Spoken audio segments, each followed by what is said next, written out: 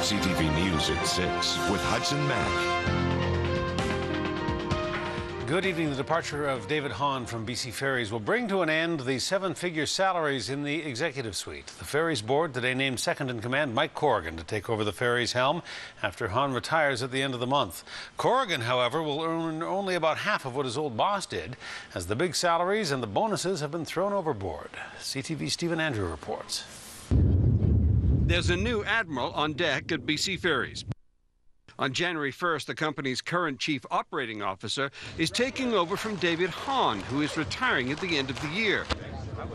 But already there is criticism about how much Mike Corrigan is being paid. With the change in the executive compensation for the President and CEO and a few other things we're doing, is going to take $1.3 million worth of costs out of the executive offices. Still, even with that saving, the board of BC Ferries found money to pay its new chief $564,000 a year and a one-time payout of $200,000 to cancel executive bonus programs.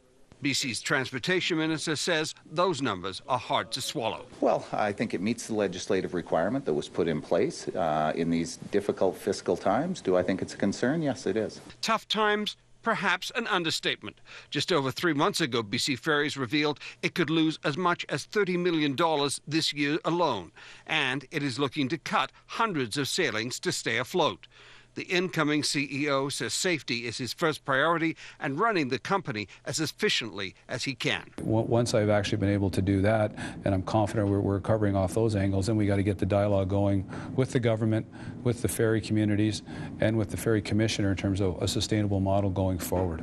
If that means more money coming from the government, Corrigan isn't saying.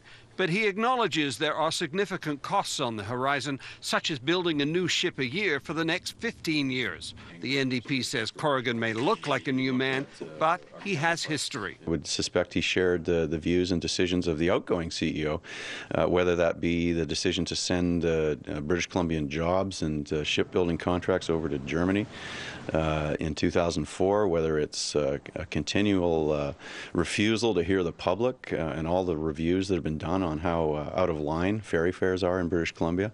I mean, those are the major issues. It's why the board believes promoting from within was the right choice. But one thing is certain, before the CEO leaves dry dock, he is learning steering BC Ferries into the future appears to be anything but smooth sailing. Stephen Andrew, CTV News, Victoria.